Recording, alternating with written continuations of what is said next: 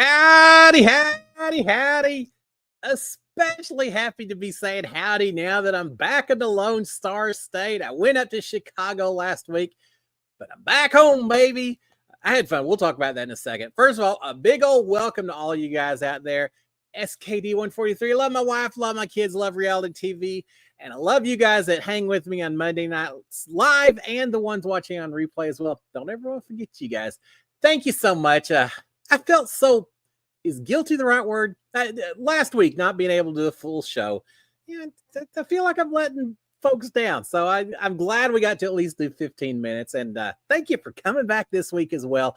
All right, before we get any further, if you haven't already done so, please consider subscribing to my channel, turning on notification, give it the big old thumbs up is always appreciated. Y'all know I'm all about the thumbs up.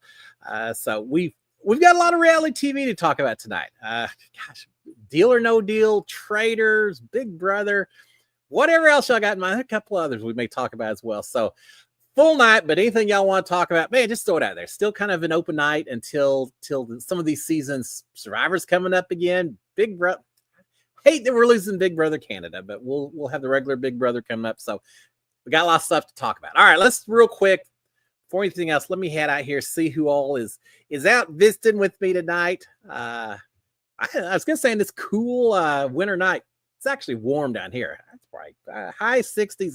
It could even be low 70s down here in Houston. So much for our 2 weeks of winter. All right, let's see who's out here. Brian Osterler. Brian, how are you doing, sir?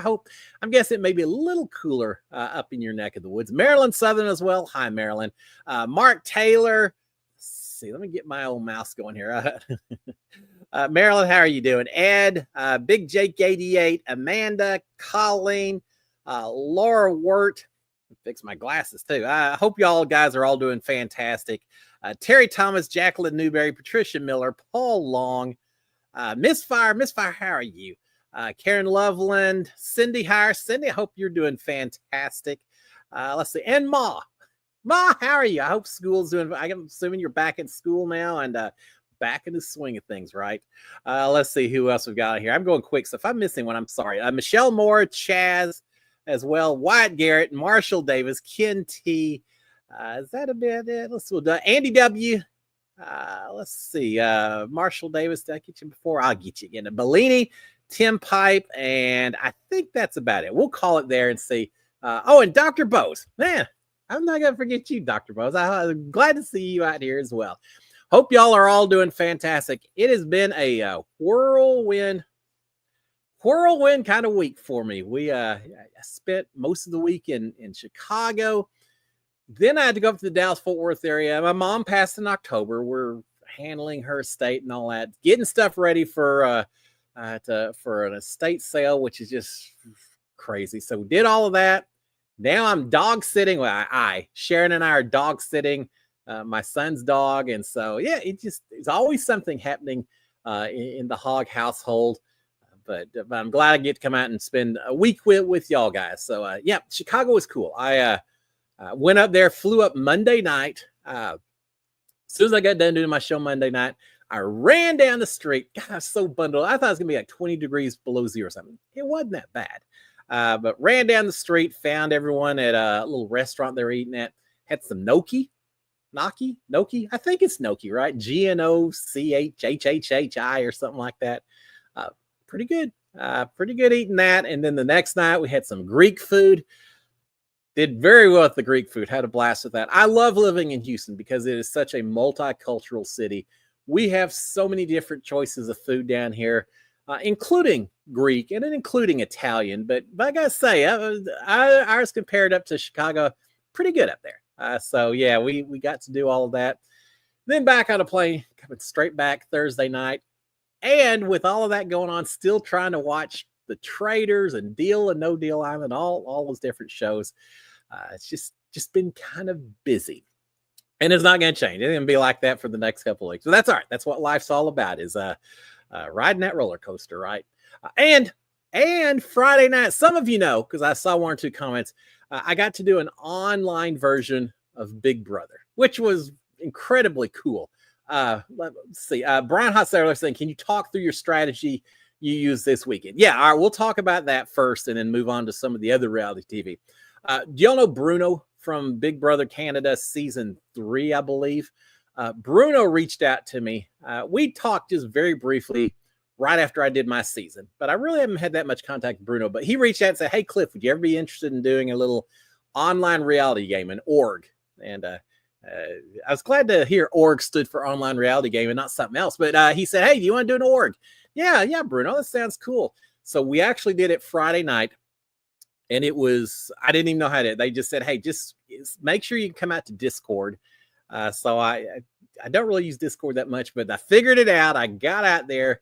It was just an online version of Big Brother. We started with 15 or 16 people, primarily folks who have done some online gaming on Bruno's website, but not anyone who's been on reality TV before, except for a few ringers that he threw in there. I was playing Big Brother.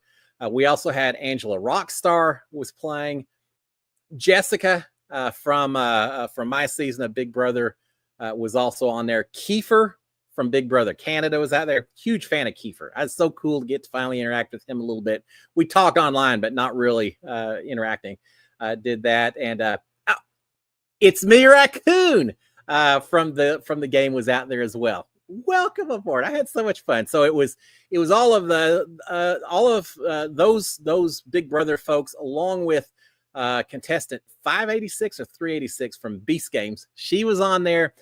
And we also had a woman by the name of Donna who was on Traitors Canada season 1. So we had a few people who've done some reality stuff, and then a lot of folks who are haven't been on the official network type reality, but cutthroat nevertheless. It was a lot of fun. I have fun doing those kind of things and getting to work with folks that I may not know as well. Get to know some people and all that. So with all of that being said, Brian, the strategy I had going into this, I tried to treat it, first of all, as though it was a real game of Big Brother. I wasn't in there just for the fun or anything else. I was trying to play for real and really do everything I could to win.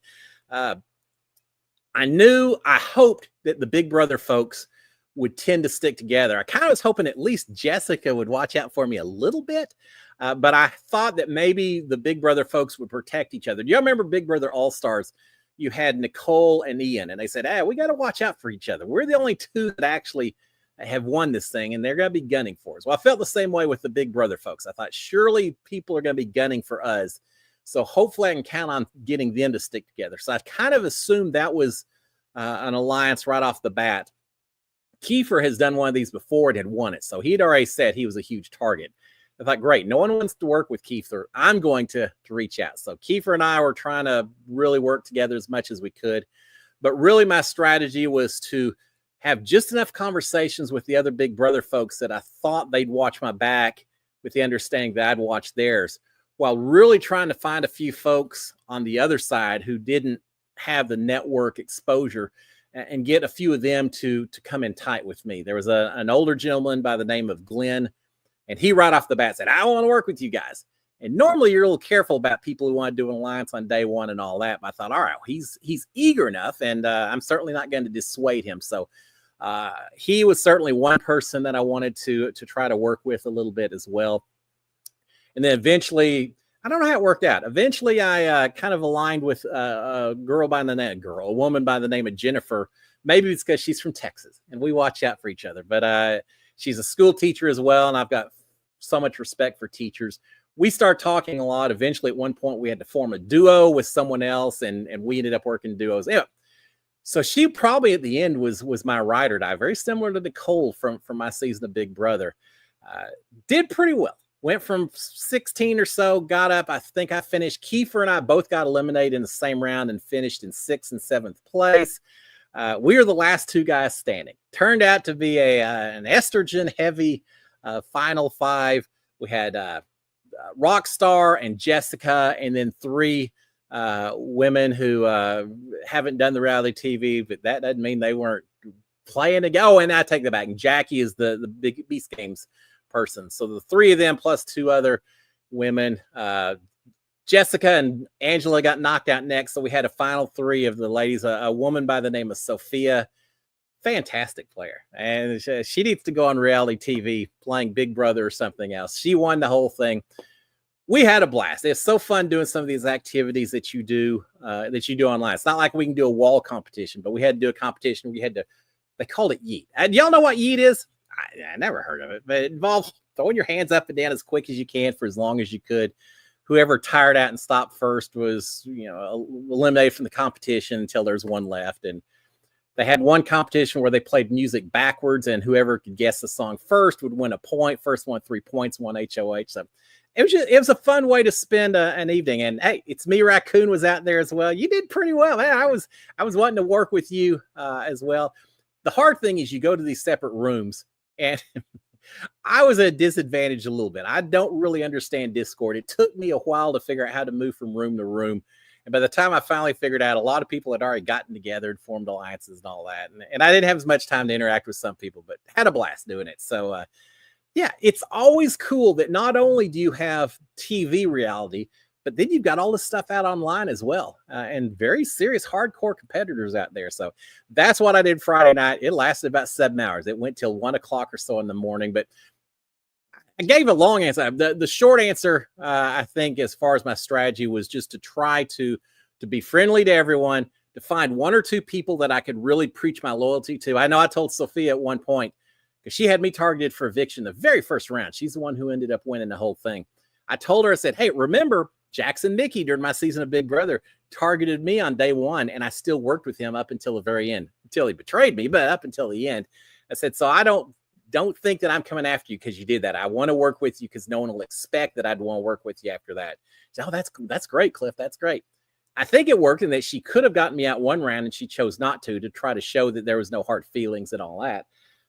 But in the end, she sent me out anyway, just like regular Big Brother. Now, we had a lot of fun doing it, so it was a blast. I hope to be able to get to do something like that again. And I loved interacting with Kiefer and Rockstar and seeing Jessica again. That was just a lot of fun.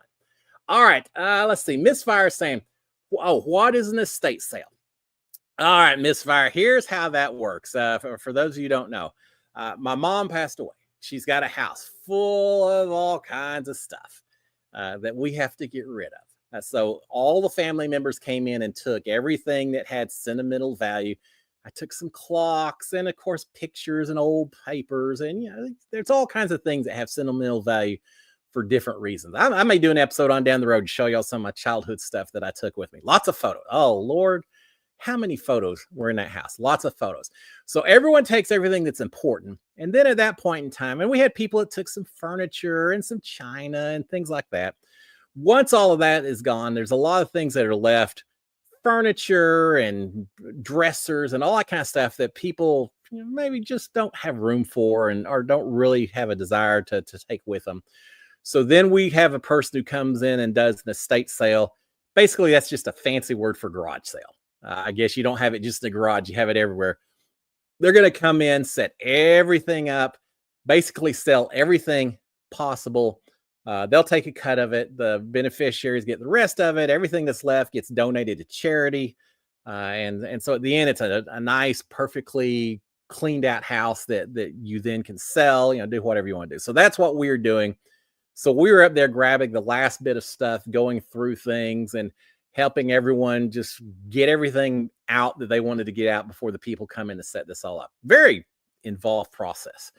I can't imagine what it's like for, you hear some estate sales and you say, oh, it's like the Earl of Buckingham or something, but I don't know how they do it. But no, it was interesting going through and seeing all these old photos and telling all these old stories about, hey, I remember this. Do you remember when we did this and that? And so it was sad and yet joyful at the same time, getting to spend the weekend doing it. It's about the third weekend in a row that we've been out there doing it. So I've been a road warrior.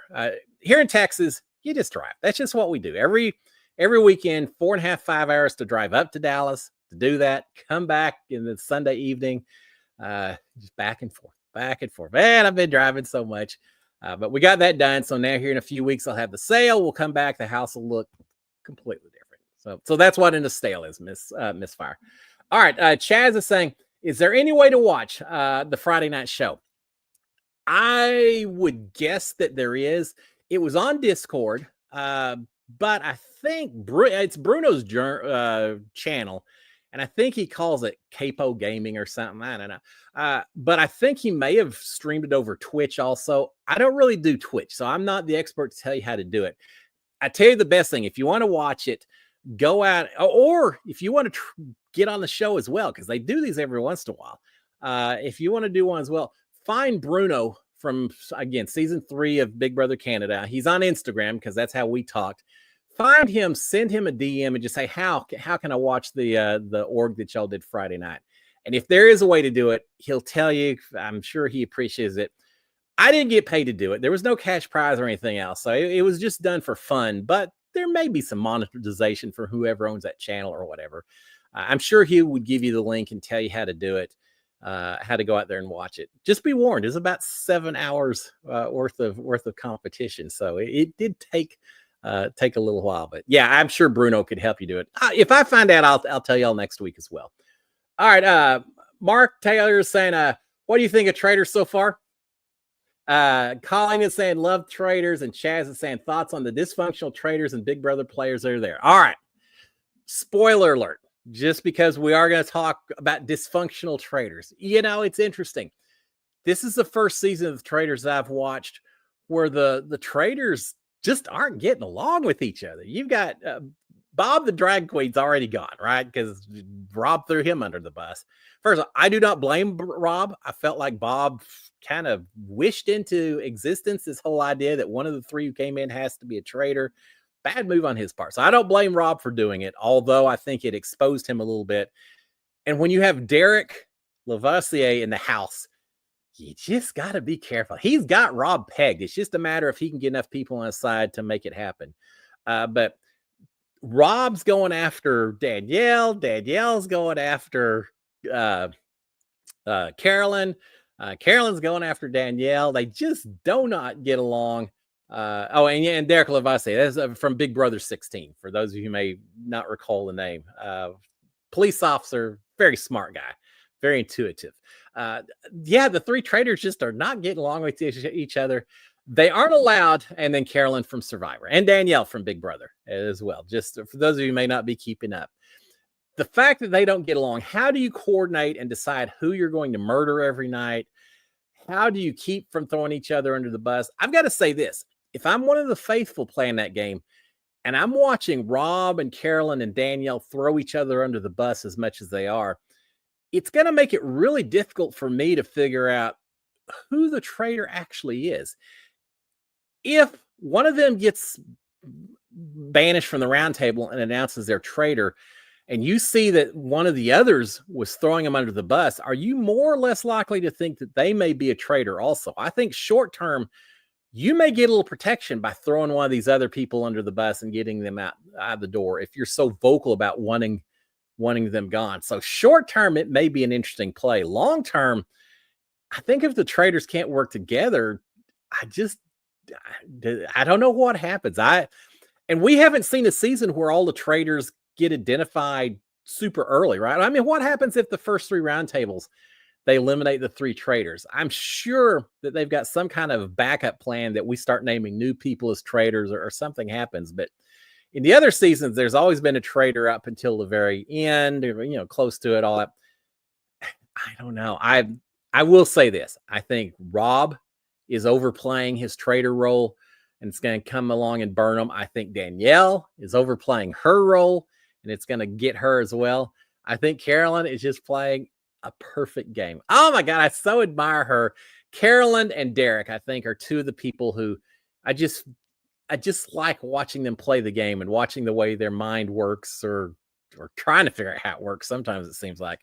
But with all that being said, we lost Wes, and I hate that because I'm a big fan of Wes from the challenge. He's just kind of straightforward. He puts it where it's at. I'll put it this way. If I was ever on the challenge, I would be approaching Wes and saying, look, no one would expect us to work together, but if you can tell me you got my back, I'll watch out for you. And I just think he's a strong player and a smart player. And he was on the right track. He was calling out Rob. Rob was able to convince enough people that just by 1 vote. I mean, it wasn't by a lot. He was just able to convince people that Wes was maybe complaining too much and stirring the pot too much. And if I was Wes, Rob kept saying, "Oh, well, you're trying." A lot of people are saying, "Oh, you're trying to unify votes and all that, and you're just going for a position of power." He's saying, "Yeah, I'm not going to take a shot at Rob if I don't know that I've got the votes to make sure he's out, because otherwise he's going to murder me." I mean, that's the way I would put it. I think Wes's big mistake was he kind of threatened people. He said, if you vote against me, I'm coming for you. You better hope you get me out, because I'm coming for you. I really feel like Wes, we don't see all of this. We just see the edited part. I think Wes already knew that he was probably going home before he even said that. I truly do. And so he's just trying to finish strong, play it up a little bit at the end. But no, I am loving the Traitors. Now, Angie Hung, long time friend of myself, of the show, everything else, she has told me, as much as we watch and talk about Traitors US, Traitors season 3 and all that, we need to be watching Traitors UK, because it's very similar with some of the challenges and all that, but it's a whole, everyone on there is not former reality TV people from other shows. So it's a little more fluidity in the way the game is played and everything else, and a little less certainty or assumptions being made about people and all of that. And she said it's leaps and bounds even above what this show is. So yeah, I got to check out Traitors UK. Just add that to the list of shows I'm trying to watch. But yeah, I'm loving the Traitors so far. It's just been a lot of fun. I felt that way when I first saw the first season or two of The Circle. It was such an innovative, new type of reality show. And I kind of feel the same way with Traitors as well. Just when I think they've done everything possible, someone comes up with a whole new twist on reality TV and just pushes it a little bit further. So the Beast Games is the same way. They give away so much money. It's incredible. All right, we'll talk about that in a second. Carol Bowman is saying, when does Big Brother start? I don't think they've announced, Carol, a start date. They have said that they're going to start the casting process, I think February 10th, which is like a week from today. So set your clocks, calendars, whatever.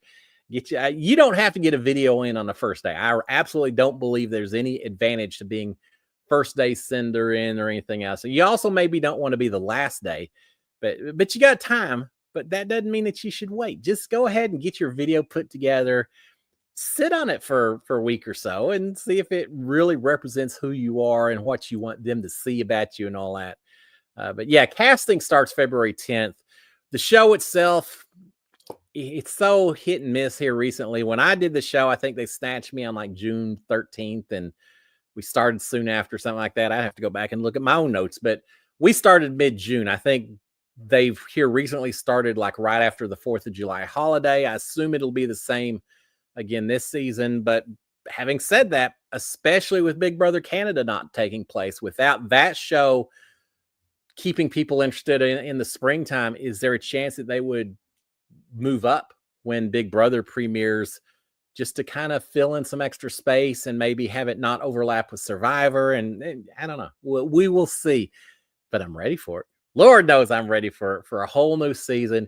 People we don't even know yet. And yet within a week of the show, we're going to know everything about them. We're going to feel like they're a long lost family. We'll know so much about them, good or bad. All right, let's see. Laura Word is saying, are you watching any of the preseason interviews for Survivor? No, I did see some people post that they're out there, and I certainly intend to before the show starts. I just haven't had a chance to yet. I did watch just I had it on scrolling through Instagram, and I saw the little videos pop up, and I didn't really get a chance to pay attention.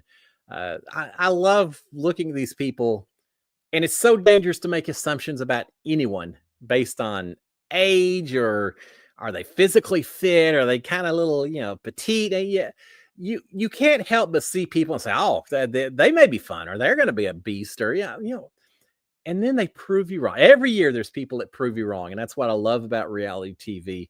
Is it shows how dangerous it is to make assumptions.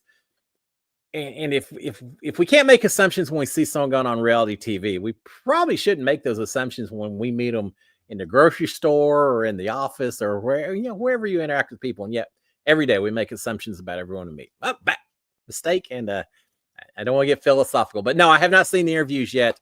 But as of every season, it just seems like they got a lot of variety based on the little bit that I did see. So yeah, I'll be checking out here pretty quick. Ed is saying, who's winning the Super Bowl? Oh, I don't know. The Chiefs versus the Eagles. Is Jalen going to be playing for the Eagles? He was my fantasy guy. Man, I carried Jalen Hurts. He carried me. Yeah, I didn't carry him anywhere. Jalen Hurts carried my fantasy football team up until the very end when he got a concussion, was out for the last few weeks, and my team cratered after that. I came in third place instead of first place because of it. But now Jalen Hurts will be ready to go, I'm sure.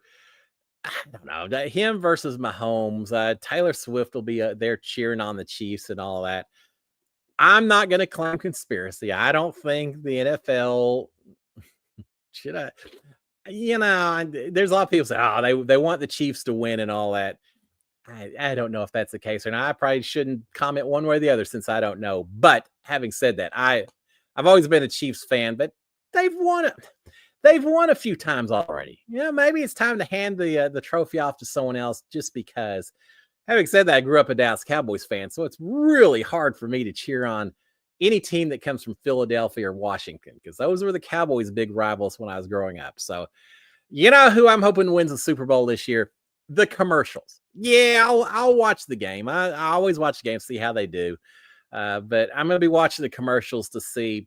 It used to be such a big deal. I feel like it's kind of tailed off a little bit. I haven't been as impressed with the last few years' commercials and all of that. I've heard there's a lot of either involvement of or discussion of AI as part of the commercials now. Don't know what that means. We'll find out. There's always those half dozen or so commercials that everyone's talking about the next day. I'm watching the Super Bowl for that, and I'm watching it just to see what kind of goodies, charcuterie boards we can put together for the game and all that. Sharon and I are going to have fun. We're going to come up with some kind of crazy, exciting snack day for our Super Bowl and watch that. It'll make Angela's charcuterie board from Big Brother look like nothing at all. She'll be on the floor crying that she can't come have Super Bowl snacks with Sharon and I because we're going to do the spread up well. Don't know what that's going to be, but we're going to do something up well. I don't care who wins. Either way, it's not my Texans, so whatever. Yeah, congrats to both of them. I wish we'd made it, but whatever. All right, Cindy Hire saying, tell us about your background. Cindy, nah, who knows? I just sometimes I have some big fun theme I want to throw in there. This time, I don't know. It looked black and gold, and they had the Grammys last night. I didn't get a chance to see it. It's recorded. Too much stuff going on. We were driving back from Dallas at the time, but I don't know. It just seemed like a festive, celebratory type deal. I don't know. As I look at it, kind of looks like a deep, scary entering the dark force or something. It looks like day number one of Big Brother when I was banished to that dark force, except I couldn't see anything on that one. But no, I just picked up a background. It was fun. Actually, I did the teaser that was a TV with me laying in the hammock from Big Brother and just didn't want a solid black background. So yeah, I should have come up with some fancy story for you. Oh, this was I don't know, this was me entering interstellar space during my adventures or something. But no, just thought it looked cool. All right, let's see what else we've got. Sometimes I got a cool story behind some of what I do. Sometimes it's just because I was tired. Kennedy Franklin. Kennedy, how are you doing? I didn't see your name, but I'm glad you're doing all right. In my 2 weeks my 2 weeks notice. Put in my 2 weeks up. Put in my 2 weeks notice and looking for a new job. Kennedy, take the experience, take all the wisdom, the education, the knowledge that you learned from that job, but don't spend too much time looking back. Stay focused, looking forward. Don't ever be afraid you may have envisioned, no, not just you, everyone may have envisioned their path to success. They may think it goes down. It's a nice straight path. It rarely is. It always has a few twists and turns. Sometimes they're the good ones. Sometimes it may be through the brambles and stuff that you don't want to go to, but don't worry. Embrace whatever direction life takes you. And I'm going to say congratulations to you. I know you were excited. I remember when you got that job, and I know how excited you were at the time. But on to bigger and better things as Buzz Lightyear, infinity and beyond. The world's your oyster. So congrats on starting the next chapter of your life, whatever that may be. Once you get that next job, let me know. I talk about it. Figure out what kind of exciting adventures you're gonna have on that as well. So congrats to you. I'll say congrats on all of that. All right, let's see. Chaz is saying Dr. Will has made it through a couple of eliminations. We're talking about Deal or No Deal line. He's made it through a couple of eliminations. Do you think he can actually make it to the end? The longer he's in, the more dangerous he gets. He'll prove me wrong. I probably will, but no, I just don't see him making it to the end. Yeah, he made it through a couple of competitions, but I don't know. I don't know how much of that. Well, he did have a good strategic move this past episode, but for the most part, the way Deal or No Deal Island is set up, it's so hit and miss in terms of the person playing the game. Is it 50-50 chance? There's a good chance the person playing will be eliminated. If not, then they get to pick someone. So from a strategy standpoint, it really just comes down to making sure whoever's going to play that game that you're on decent terms with, or that that person's got another bigger target elsewhere. And I got, what was that guy's name? I should research this for him. Who played the game last week? Incredible. Yeah, another spoiler alert if y'all haven't already seen it. He picked the most expensive suitcase of the whole thing, and so he got $5 million for the team. Incredible, and he survived, and he surprised a little one, a little bit of everyone by evicting Storm, who was a pretty big muscular guy. I don't think anyone really expected him to go. So he's full of surprises, and congrats to him for being such a fantastic picker. Ryan Hustler saying, have you ever, Brian saying, have you seen the deleted scene of Dr. Will? He wanted to put himself up to play the banker. No, I didn't see that. It doesn't surprise me. If I'm playing that game, the last thing I want is someone just to win against the banker and send me out the door without me ever having a chance to actually play the game myself. Tim Pipe saying, I'd like you on Deal or No Deal Island. I see you having a cutthroat gameplay. I would try to shake things up a little bit. And we talked about assumptions earlier. I would go in perpetuating, promoting the idea that, hey, I'm an honest guy. I'm going to be the leader. Yeah, I'll be friendly to everyone. I'm not going to screw anyone over, and use that to my advantage. And then, pull the cord on whoever I have to get to the end. It'd be fun to play. It'd be interesting.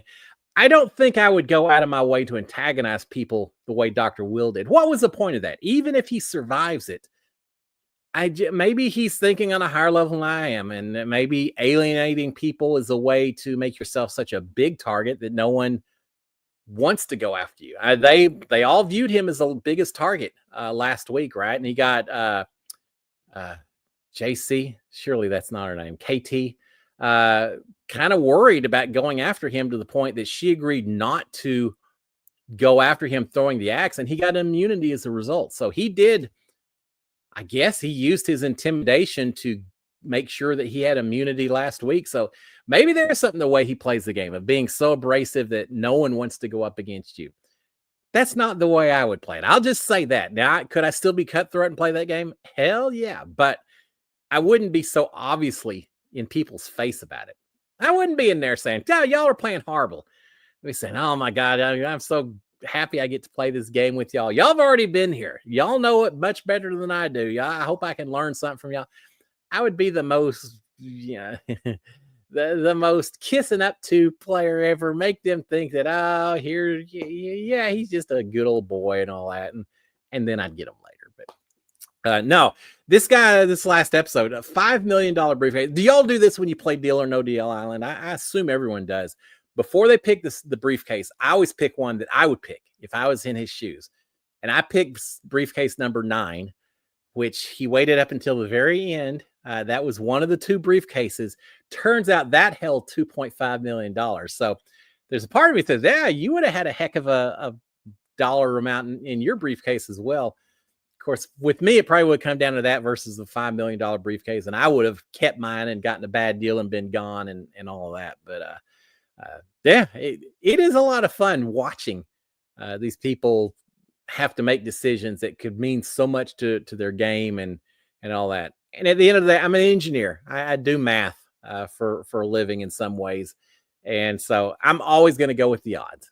So for me, maybe a little boring because I'd be like a computer up there in terms of, well, odds say this, odds say that. I'm not going to go against the odds. When I go to Las Vegas, I play blackjack. Man, I play the odds the whole time long. I don't go on hunches or anything. I just play the odds.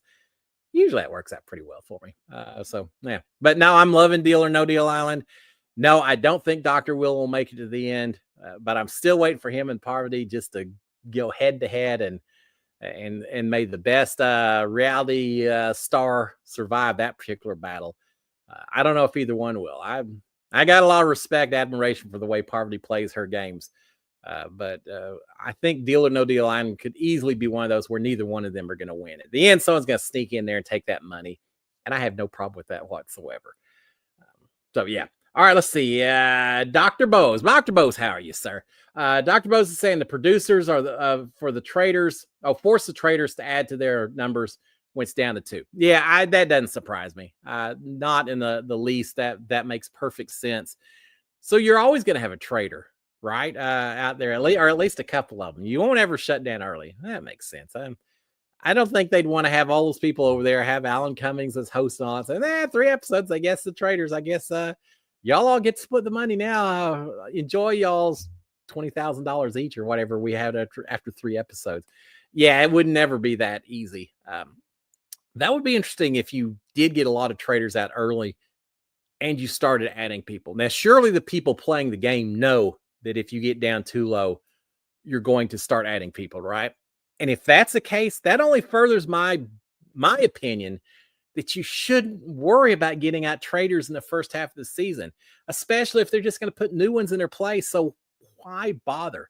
I've said before in here, I wouldn't care if someone is a traitor or not. I wouldn't be talking about, maybe I would as part of a strategy to try to get people out.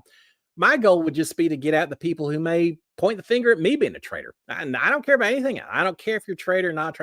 In fact, if I was working with a person that I suspected there was a traitor, even better, because then that means they're going to protect me when it comes to those nights up in the rotunda or whatever they call it, the turret. I'd want to be best buds with one of the traitors. I wouldn't tell them I knew or that I suspected, but I would buddy up to someone who I suspected and do everything possible so that they would be sitting there thinking, well, why should I get rid of Cliff? He's got my back during these roundtables. So heck no, I'm going to hold on to Cliff. That would be my thinking. I would go out of my way almost to work with the traitors in the first half and just go after whoever I think is going to be the least loyal to me, faithful or traitor, either one. And I don't feel like a lot of people do that. I don't know if it's edit or it's just that people want to succeed. And in this game, success is identifying a traitor. If I can use my power of reasoning and my intuition and all that to identify who the traitor is, and I'm right, then that makes me look like the star. That makes me look like that week's HOH or whatever.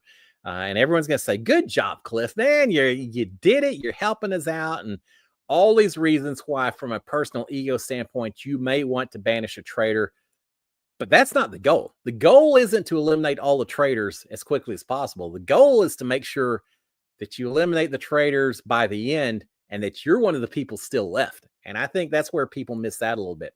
Man, I'd be working those traitors the whole time. So I would have fun as a traitor, but maybe I'd have almost as much fun being a faithful as well, because I just feel like I would play it a little bit differently than some of these people are playing it. All right, Jane Haven is saying, what do you think of a Big Brother season where with all first person evicted in the game? Wish they'd do this for Survivor as well. What are your thoughts? I think it would be fun. I think in order to get a group together, you probably couldn't do just the first boot. You'd probably have to say like pre-jury members. If you didn't make it to a jury, if you were evicted the first month of Big Brother, then you were eligible to do it. I think that would be fun. We'd get the Summer of Steve back. We'd get a lot of people that just unfortunately got sent out too soon. I don't think, because we had 26 seasons of Big Brother. I won't count the first one. So call it 25 seasons of Big Brother.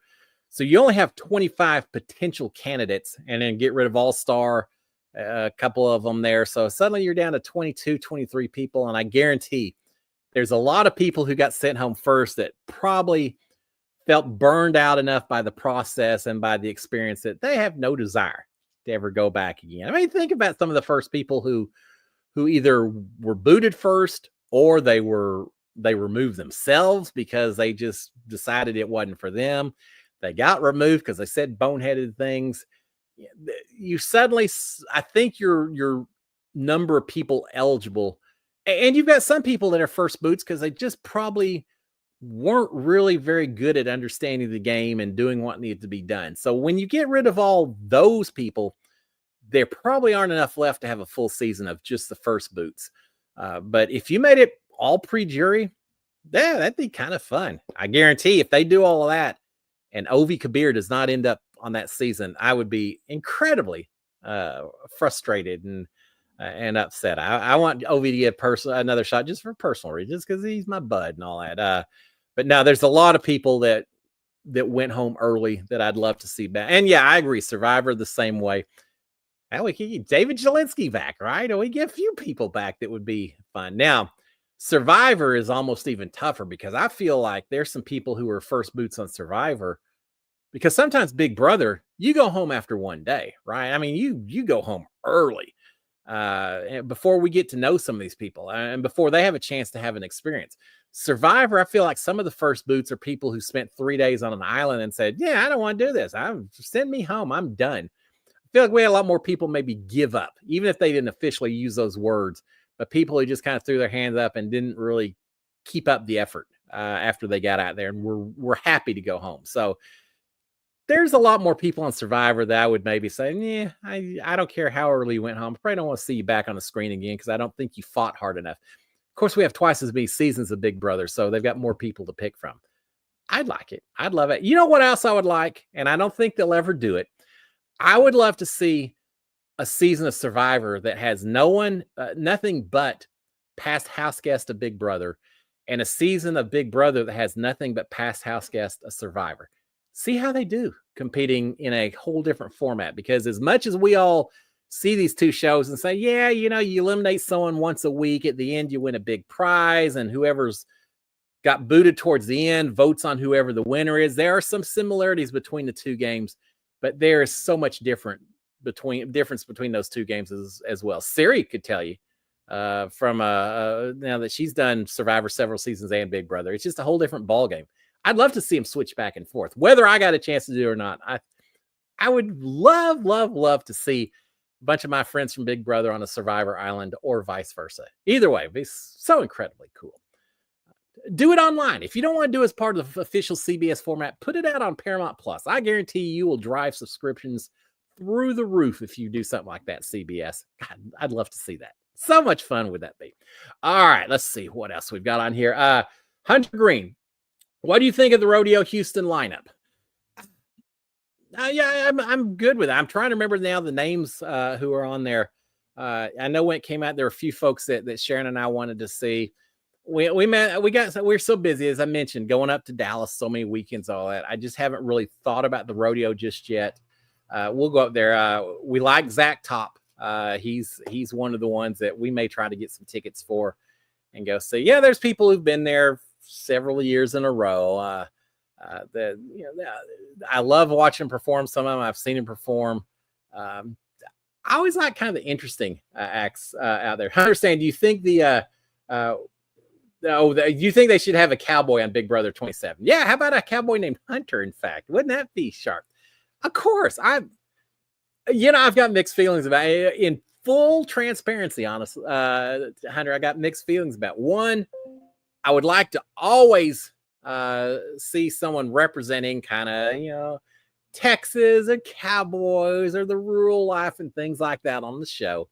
But at the same time, I also kind of am possessive of who I got to be on that show. And I would hate to have someone come in that's wearing a cowboy hat, it's an old guy, and it just kind of takes over my mantle. You know what I mean, right? I mean, I kind of enjoyed getting to do the way I did it. We had old Whistlenut from a few seasons earlier, but he was a rodeo clown and all that, just a little different than me and younger and all that. So yeah, I'd love to have a cowboy on it. And if it's you, Hunter, you got my support all the way. All right. Chaz is saying, would love a Traitors reveal with you. Lift back the cloak and be there wearing a black cowboy hat. Wouldn't that be fun? And as you say it, I envision it. I've got my head down, the shawl on. I pull it back, a black cowboy hat. You're right. I lift up and I just say, howdy, y'all. Sweet as syrup, and probably do something.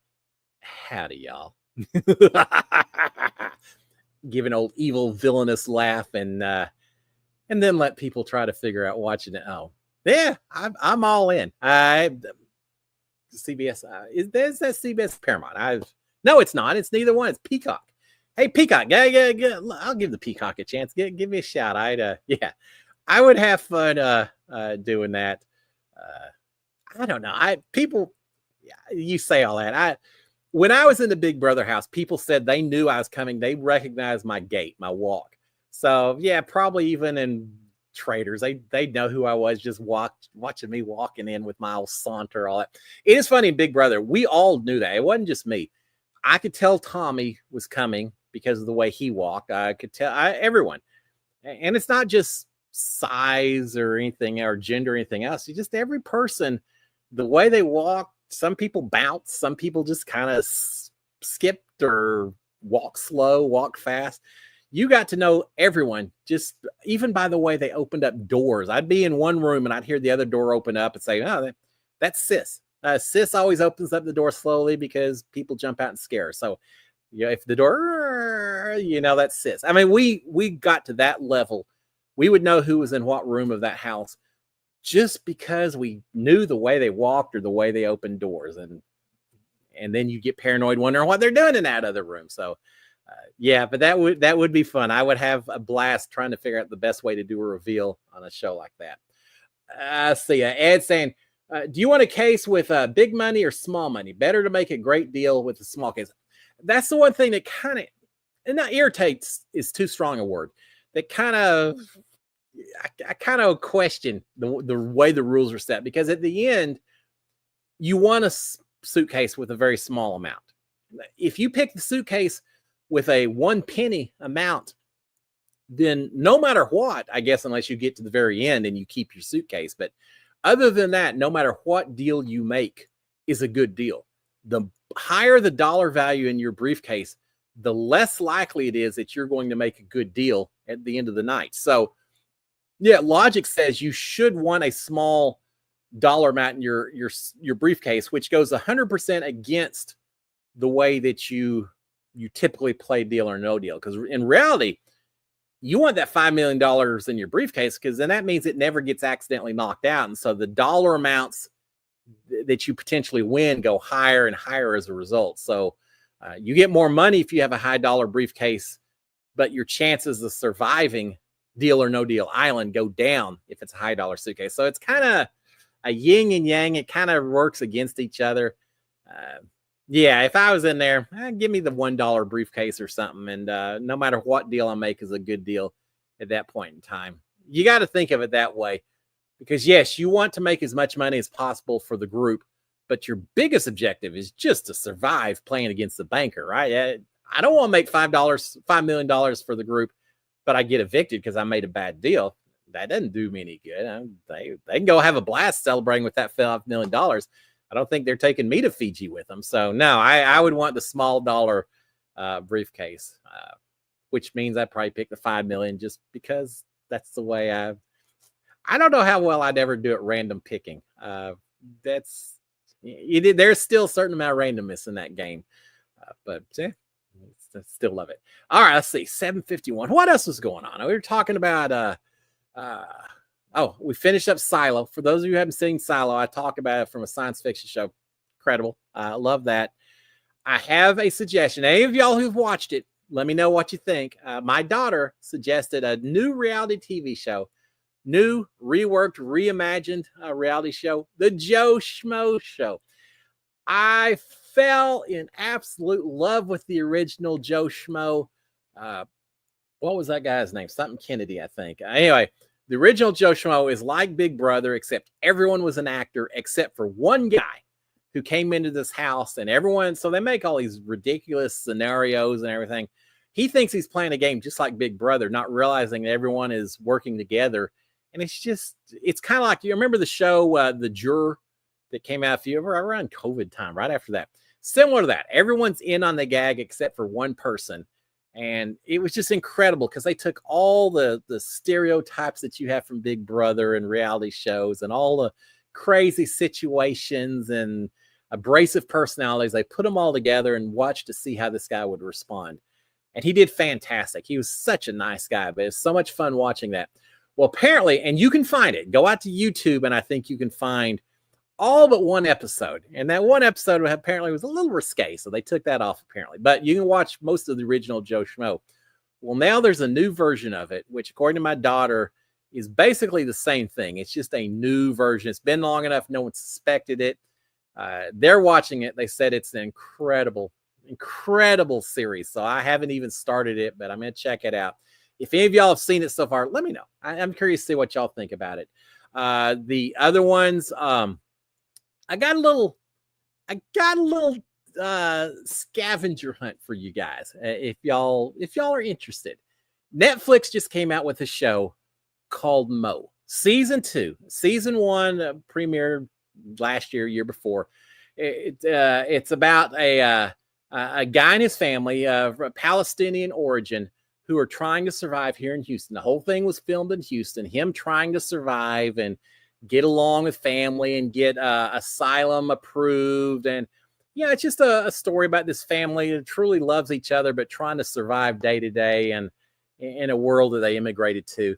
So that's Mo. Season 1 was a cool show, but especially because it was filmed here in Houston. Well, now season 2 just premiered Thursday night, Friday morning, and I think it's only like 8 episodes or so. If you get around to it, go out and check out episode 5 of Mo season 2. In particular, maybe check out a bowling alley scene that takes place maybe halfway through the show or something, and just check it out and just see if you notice anything in particular that may pique your interest, and report back to see what you think. So Mo season 2 episode 5 bowling alley. I'll just leave it at that, and we'll talk about next week because I love the teasers. Now it's so cool getting to see a show that was filmed in Houston and all that, because I recognize all the places. So that's pretty cool. All right, Fred Benson is saying the Joe Schmo show's host was Jamie Kennedy. Yes. Host. He was the guy, the one that wasn't in on it, right? The one that thought it was real. He had his best friend in there. It'd be like me doing Big Brother. And then at the very end, Nicole says, Cliff, I'm just an actor, an actress. I've been working with all of them the whole time. And Tommy's saying, yeah, I'm not even gay. I'm just, I don't even dance on Broadway. I'm a roughneck out in West. So, yeah, they're all just actors that we're all coming together to fit these roles and everything else. And so that's what Joe Schmo was. All right, Jamie Kennedy. Thank you. I knew it was something Kennedy. He was incredible because he's such a nice guy. And I don't think they expected someone to be so nice while playing that game. All right, Chaz is saying, if you have a cast of 8 great Big Brother players and 8 great Survivor players, which games would you want to see them play?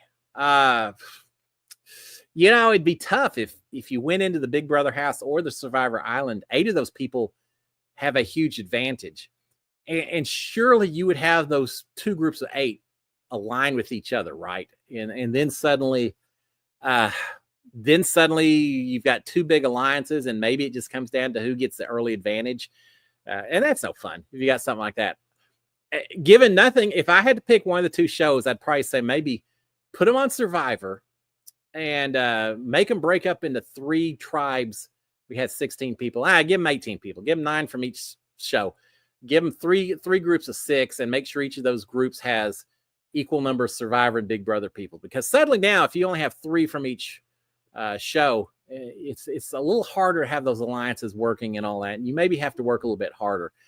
But really, I think I would almost like to see a completely different show. And I don't know what that would be. Ed saying the Squid Game. All right. Yeah, I think Ed for the win on that one. Forget red light, green light. They'd kill each other before you even got to round 1, right? Just give them a couple of forks and not even forks, give them spoons. That's all it'd take. They'd be taking each other out. Squid Game for the win. How do I beat that? I was getting ready to say worst cooks in America or something completely different, just to throw them off their game. But Squid Game would be fun, or the Beast Games. I don't know if y'all watch that. We'll talk about it next week. Beast Games has been incredible. People turn down so much money on that show I wouldn't be turning down that money. They'd all hate me because someone offers me $1 million, you're gone. All of y'all are gone. I'm taking that $1 million. I'm walking out of there without a second hesitation. But they don't do that. They've had 4 different people turn down $1 million to keep playing for the chance to win $5 million. Crazy. Absolutely. People don't need money as much as I do, I guess is all I got to say on that one. But put a bunch of Big Brother and Survivor people in Squid Game or Beast Games, either one. And for that kind of money, I just think you would be cutthroat, down and dirty. We're not just talking about banishing from the house or from the sound stage. Right? We're talking about banishing from the realm of the living for $5 million. Not that we're any more cutthroat than anyone else. I just think that I just think people would have those objectives in mind when it came down to it. I don't know. Yeah, that would be a lot of fun to watch. Or do like Battle Royale, Hunger Games, or Battle Royale is a Japanese one that's very similar to that. Put us in one of those games. How that be interesting. You may not have a lot of returning house guests, but it would be interesting for one season. All right, Ma is saying, "Oh, Ma isn't feeling well. Ma, I'm sorry about that. It's I hope you're feeling better."